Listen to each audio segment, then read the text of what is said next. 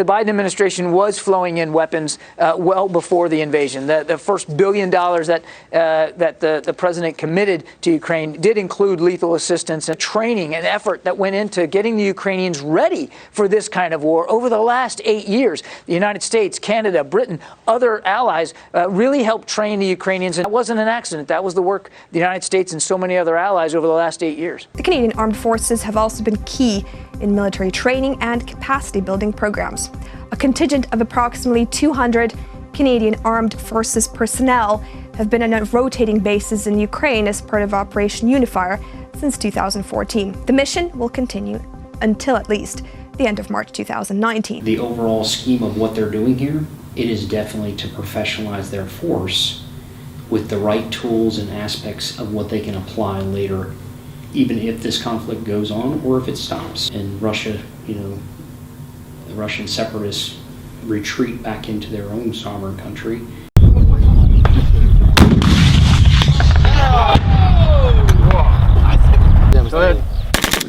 At a former Soviet military base outside of Lviv in western Ukraine, about 300 U.S. Army paratroopers from the 173rd Airborne Brigade, based in Vicenza, Italy, are training the Ukrainian National Guard as part of Operation Fearless Guardian. The 6-month U.S. training mission, which officially began April 20th, is focused both on teaching individual skills as well as modeling the institution of the Ukrainian National Guard on the U.S. military.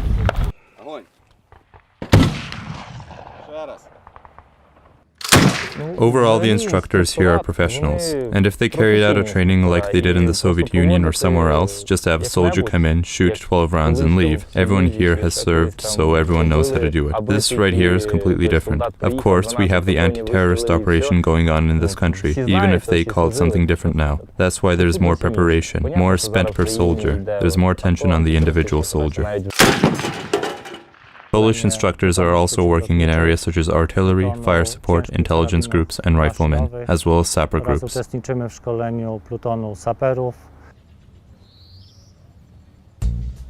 We are now heading to the headquarters, and as instructors, we will give lessons there. They carry out tactical staff training programs. We will mostly observe their work, but along the way, we will show them how to improve based on our own experiences. During these staff trainings, information is exchanged as to certain operations. New orders are received every minute, which after discussion are delegated to the servicemen.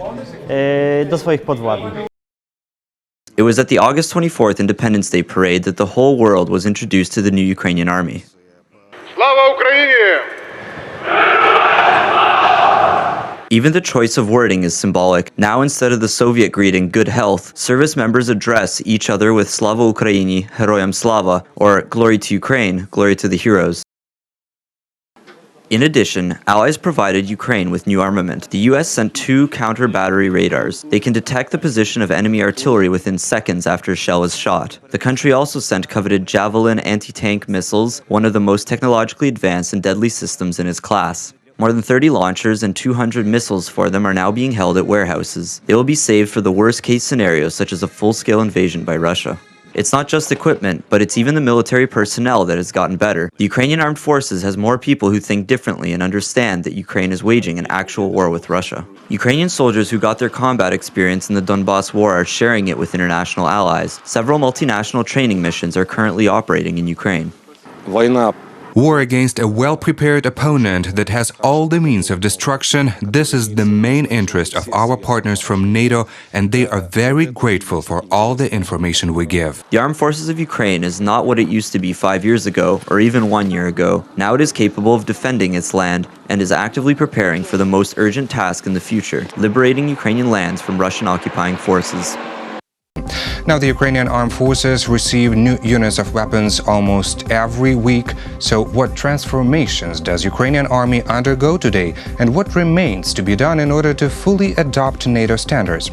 To discuss this, we are joined in the studio today by Yuri Husev, former Deputy Minister of Defense of Ukraine.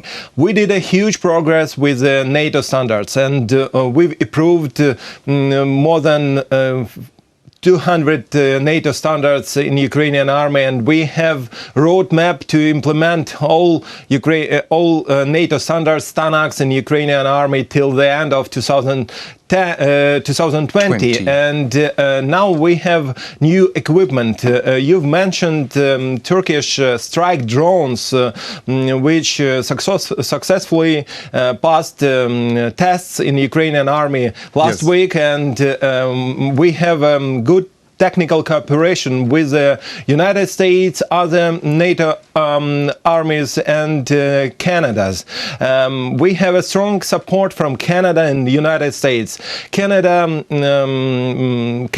decided to support Ukraine with $100 million for military reform, and we have decrease of support of United States to Ukrainian army, and now we have $250 million from United States to Ukrainian army and to the Minister of Defense as a support from United States to defense reforms. For what period of time? For 1 year. For 1 year only. It's current year, and it's decreasing during last 5 years support from United States to Ukraine, and we have a strong cooperation with NATO advisors. We have NATO advisors board in the Minister of Defense, and we have joint vision. What should we do in Ukrainian army to build a NATO army here in Ukraine and to become a member state of NATO in the future? I have an optimism that Ukraine will be a member state of NATO in 3-5 years, and 3 to 5 years. 3-5 years, and we will be ready to be a part of this alliance and the best alliance in security and defense in the world. And now we have strong cooperation with the NATO advisors, with the NATO military units, and we have joint exercises here in Ukraine, and Ukrainian units take part in joint exercises outside Ukraine. Along with renovation and modernization of Ukrainian planes, the Air Force is acquiring new defense equipment to counter Russian-led militants.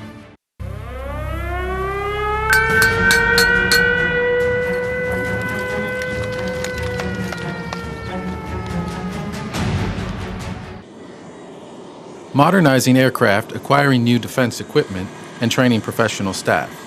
Ukraine is working on this to switch the Air Force to NATO standards. The level of training of our flight crews and our specialists already corresponds to NATO standards.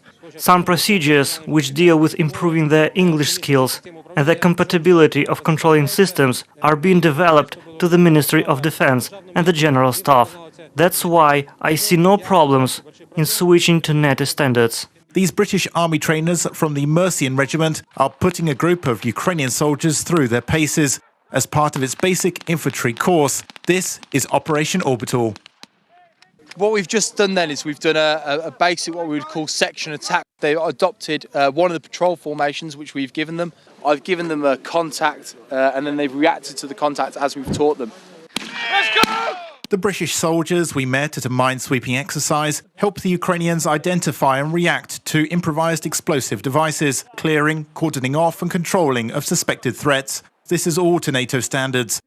Since the UK established Operation Orbital in 2015, British personnel have trained over 17,500 members of Ukraine's armed forces. Land training like this is just one component.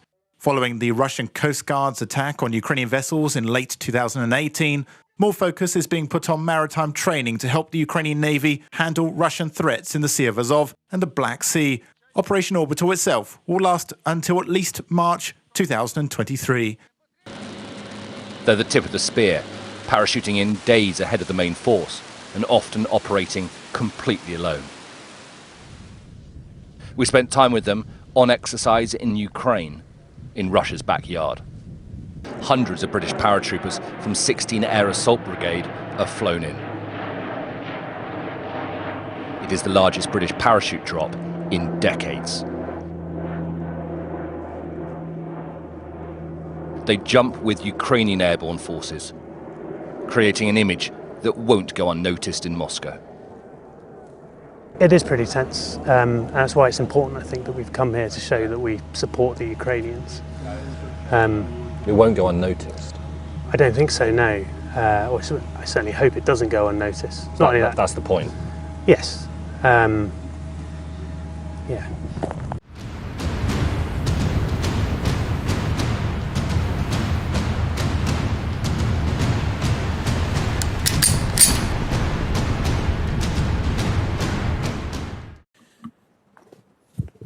While there's no justification for Putin's war on Ukraine, it does not follow that there's no explanation for the invasion.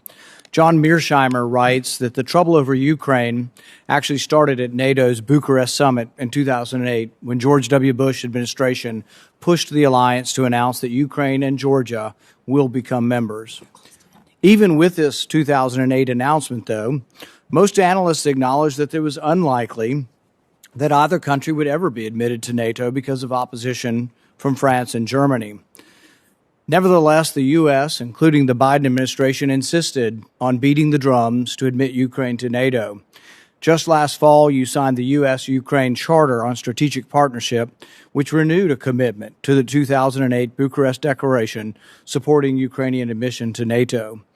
Knowing full well that Ukraine was unlikely to ever join NATO since it had already been 14 years since they said they were going to become members, why was it so important last fall, before this invasion, to continue agitating for Ukraine's admission to NATO?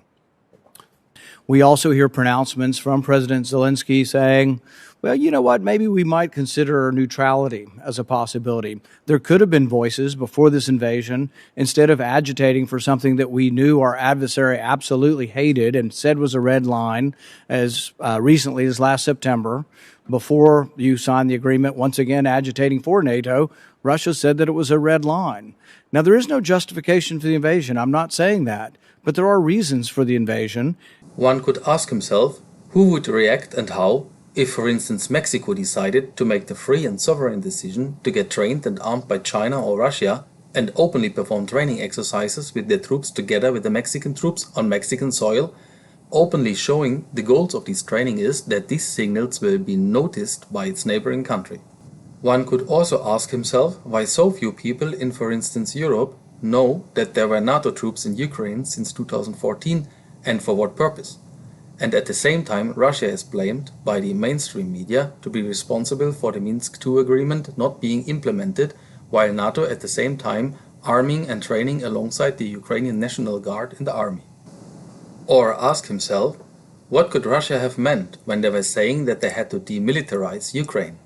Why did NATO need to turn Ukraine into a de facto NATO member, while at the same time saying that it could not become a full member of NATO in the near future?